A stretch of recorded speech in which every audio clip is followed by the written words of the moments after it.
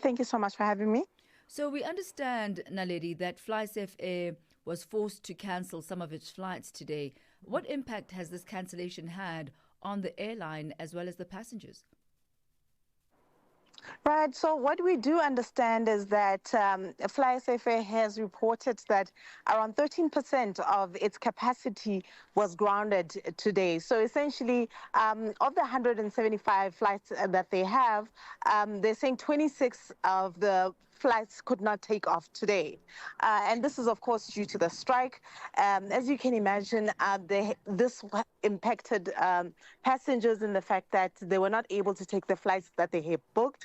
But of course, the airline says they've put contingencies in place where customers or passengers can come back and reschedule or get their money back where it's possible. But essentially, they've put measures in place to try and resolve the situation. But they do say that, of course, this has a financial impact in that their budgets are affected adversely with a loss of 13% to what the revenue that they're used to bringing in. So there has been both a financial impact and an impact on passengers. Do we have an understanding, Naledi, of exactly how many of the pilots are on strike? Clearly, if they're able to still function, with the remaining, 87%, it does mean, one would assume, that the majority of the pilots are actually not striking. Right. So they do say that they have around 200 pilots that are participating in the strike. This is the word that we're getting from Solidarity, which is representing the pilots in this case. And they're saying it's essentially 2/3 of the total number of pilots that the airline has. But what we do understand is that, it seems the airline was not quite sure how many people would be participating in the strike, because they say that while they had an understanding of the fact that there wouldn't be much of an impact, this morning they did say that, some of the pilots that they thought would be on duty didn't show up for work, and hence they had to cancel some of the flights that they had planned to actually take, that they had planned that would take off today. So seemingly there is an impact, and it's going to be a long-standing standoff, because what we do understand is that with this lockout happening, the company is essentially telling pilots they cannot come back to work unless they agree to the 5.7% offer that's on the table currently. And so if they are not willing to take that offer, then they remain locked out. And what we understand is that the lockout works on a no pay, no work, no pay basis. So if you are participating in this strike, or if you are locked out, you are not going to get paid for this period. So we do understand that the CCMA, the Commission for Conciliation, Mediation and Arbitration, has since offered to mediate this matter once again. Are the various parties going to be taking that up? What is the latest regarding that offer? So the information that we're getting is very inconsistent from the various parties. So in the case of Solidarity, they say they have been cooperating with the CCMA process and insist that the company or the management of FlySafe has not really been participating in the CCMA talks.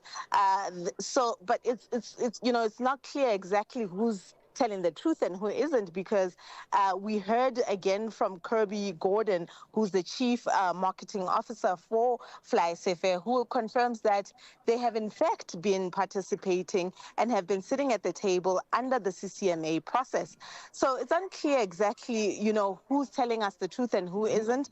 But at this point, what we do understand from FlySafe is that they're saying they are willing to continue to negotiate, and they want to hear what it is they can, ultimately agree on. Solidarity said that they are not stuck on this 10.5 demand. They're willing to look at around 8% or go down, but they want FlySafe to come back to the negotiation table because currently they're saying they're not participating. So as it stands now, No agreement clearly has been reached. Solidarity has now declared a 2-week strike starting July the 21st, which is a Monday today. And this has been extended from the initial one-day plan. And as you mentioned, it affects around 200 pilots. But what have been some of the demands of the pilots? Yes, there's 5.7% increase. They're declining, but what do they want? So the pilots say, so when we spoke to Solidarity, they said they went back to their members, being the pilots, and asked, well, if we, ultimately get management to agree to this 10.5 increase, would you guys be willing to go back to work? And the response they got is that the pilots are not just concerned about the money. The wages are not the only issue that they have taken with the management. They say that the conditions of work are poorer in that they're working irregular and very long hours, whereby they don't have time to rest and they don't have enough time to spend with their families. And they say the financial aspect is equally important as the other demands, which being that of having a bit more time, essentially, to do whatever it is that they need to do or be with their families, etc. So it's not a simple negotiation. It's not just about the finances of it, but essentially the quality of life in terms of having more time. And what we understand from FlySafair is that they say, the amount of money that the pilots are currently getting are essentially very competitive salaries by international and local standards. They insist that, in fact, the base line or the salary increase or the cost to company in totality is not even 5.7%. It's in fact around 11% because they're taking in or they're factoring the fact that there's also bonuses that are being considered in other elements. So they do say that currently they feel like the offer that's on the table is reasonable and it's within, the standard way around which pilots are paid internationally and locally. So we'll continue to look at the story and, see which way it goes. Certainly. But right now, it seems that there's certainly a deadlock between the two parties as things stand. And just as our parting shot, Naledi, which of the flights have been impacted? Is it just domestic or domestic and international? For now, we understand that it has been domestic flights. We did look at flights that were grounded in OR Tambo.